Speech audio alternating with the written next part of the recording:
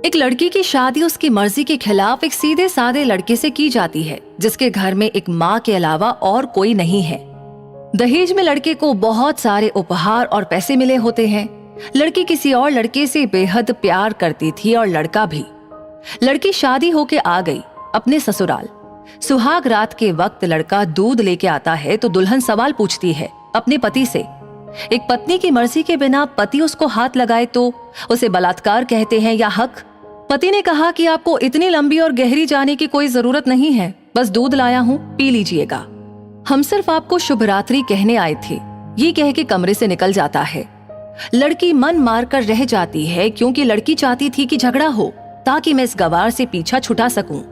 है तो दुल्हन मगर घर का कोई भी काम नहीं करती, बस दिन भर ऑनलाइन रहती है और न जाने किस किस से बातें करती है।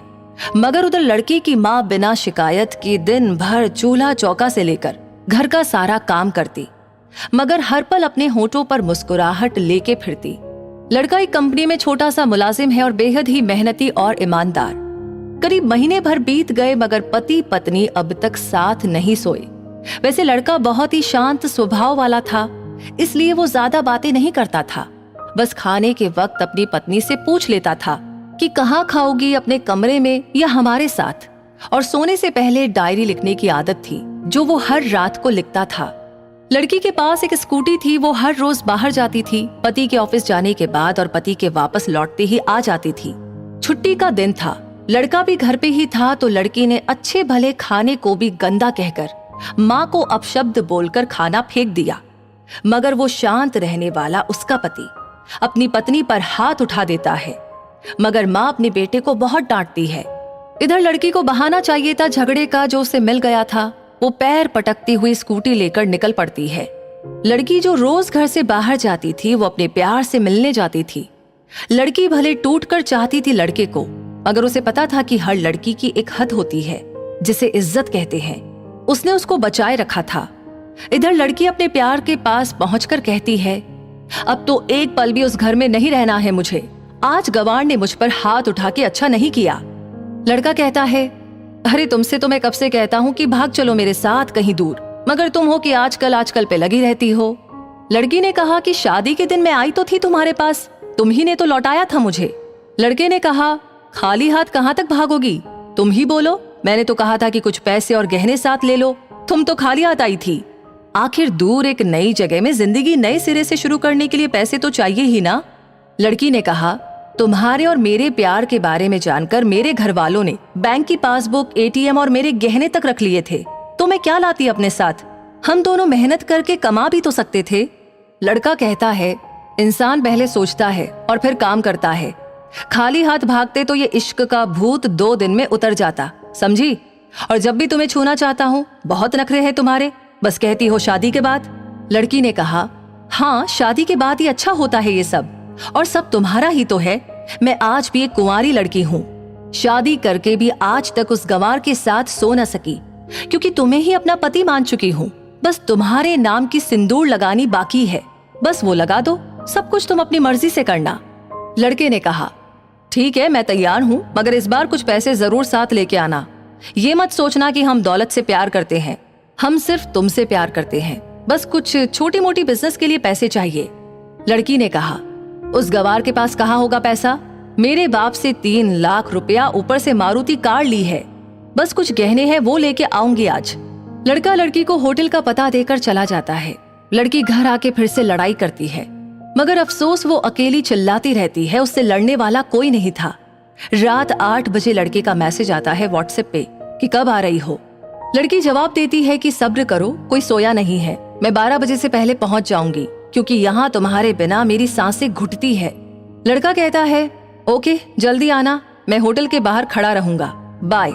लड़की अपने पति को बोल देती है कि मुझे खाना नहीं चाहिए, मैंने बाहर खा लिया है, इसीलिए मुझे कोई परेशान न करे। इतना कह के दरवाजा बंद करके अंदर आती है। तभी पति बोलता है कि वो अलमारी से मेरी डायरी दे दो, फिर बंद करना दरवाजा, हम परेशान नहीं करेंगे। लड़की दरवाजा खोले बिना कहती है कि चाबियां दो अलमारी की। लड़का कहता है, तुम्हारे बिस्तर के पैरों तले है चाबी। मगर लड़की दरवाजा नहीं खोलती बल्कि जोर जोर से गाना सुनने लगती है। बाहर पति कुछ देर दरवाजा पीटता है, फिर हार कर लौट जाता है। लड़की ने बड़े जोर से गाना बजा रखा था। फिर वो अलमारी खोलकर देखती है जो उसने पहली बार खोला था, क्योंकि वो अपना सामान अलग अलमारी में रखती थी। अलमारी खोलते ही हैरान रह जाती है। अलमारी में उसके अपने पासबुक, एटीएम कार्ड थे जो उसके घर वालों ने छीन के रखे थे। खोल के चेक किया तो उसमें वो पैसे भी थे जो दहेज में लड़के को मिले थे, और बहुत सारे गहने भी जो एक पेपर के साथ थे, और उसकी मिल्कियत लड़की के नाम थी। लड़की बेहद हैरान और परेशान थी। फिर उसकी नजर डायरी में पड़ती है और वो जल्दी से वो डायरी निकालकर पढ़ने लगती है। उसमें लिखा था, तुम्हारे पापा ने एक दिन मेरी माँ की जान बचाई थी अपना खून देकर।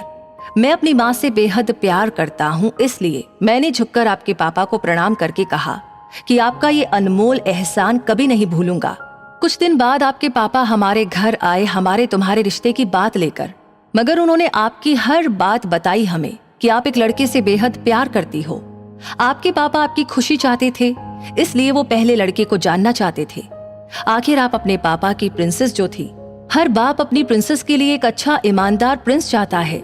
आपके पापा ने खोज करके पता लगाया कि वो लड़का बहुत सी लड़कियों को धोखा दे चुका है और पहली शादी भी हो चुकी है, पर आपको बता ना सके क्योंकि उन्हें पता था कि ये जो इश्क का नशा है वो हमेशा अपनों को गैर और गैरों को अपना समझता है।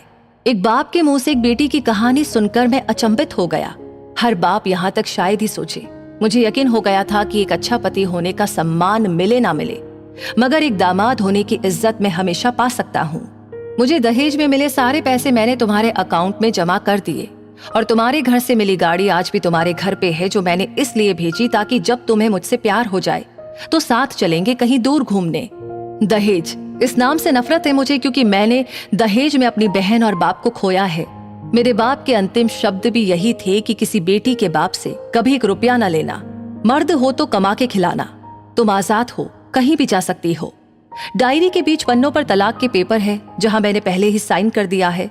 जब तुम्हें लगे कि अब इस गंवार के साथ नहीं रहना है तो साइन करके कहीं भी अपनी सारी चीजें लेकर जा सकती हो। लड़की हैरान थी, परेशान थी। न चाहते हुए भी गंवार के शब्दों ने दिल को छुआ था। न चाहते हुए भी गंवार के अनदेखे प्यार को महसूस करके पलकें नम थी। आगे लिखा था, मैंने तुम्हें इसलिए मारा क्योंकि आपने मेरी माँ को गाली दी, और जो बेटा खुद के आगे माँ की बेइज्जती होते सहन कर जाए, फिर वो बेटा कैसा। कल आपके भी बच्चे होंगे, चाहे किसी के साथ भी हो, तब महसूस होगी माँ की महानता और प्यार। आपको दुल्हन बना के हमसफर बनाने लाया हूँ, जबरदस्ती करने नहीं। जब प्यार हो जाए तो भरपूर वसूल कर लूंगा आपसे। आपकी हर गुस्ताखी का बदला हम शिद्दत से लेंगे आपसे। गर आप मेरी हुई तो बेपनाह मोहब्बत करके, किसी और की हुई तो आपके हक में दुआएं मांग के। लड़की का फोन बज रहा था जो वाइब्रेशन मोड पे था। लड़की अब दुल्हन बन चुकी थी। पलकों से आंसू गिर रहे थे। सिसकते हुए मोबाइल से पहले सिम निकाल कर तोड़ी, फिर सारा सामान जैसा था वैसे ही रख के न जाने कब सो गई, पता ही नहीं चला। सुबह देर से जागी, तब तक गंवार ऑफिस जा चुका था। पहले नहा धोकर साड़ी पहनी, लंबी सी सिंदूर डाली अपनी मांग में, फिर मंगलसूत्र, जबकि पहले एक बिंदी जैसी साइज का सिंदूर लगाती थी ताकि कोई लड़का ध्यान न दे, मगर आज 10 किलोमीटर से भी दिखाई दे ऐसी लंबी और गाढ़ी सिंदूर लगाई थी दुल्हन ने।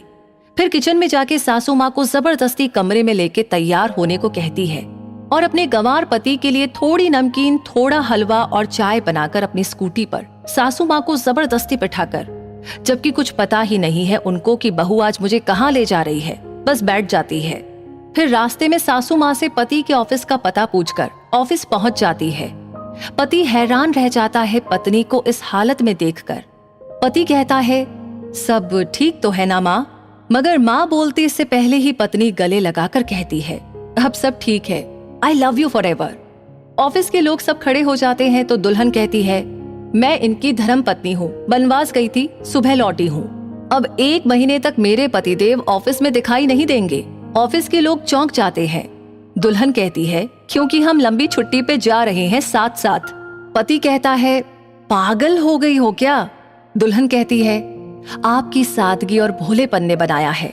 सभी लोग तालियां बजाते हैं और दुल्हन फिर से लिपट जाती है अपने गंवार से, जहां से वो दोबारा कभी भी छूटना नहीं चाहती। बड़े कड़े फैसले होते हैं कभी कभी हमारे अपनों के, मगर हम समझ ही नहीं पाते कि हमारे अपने हमारी फिक्र खुद से ज्यादा क्यों करते हैं। माँ बाप के फैसलों का सम्मान करें, क्योंकि ये 2 ऐसे शख्स हैं जो आपको हमेशा दुनियादारी से ज्यादा प्यार करते हैं।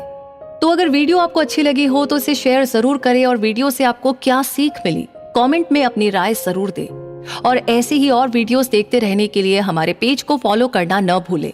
धन्यवाद।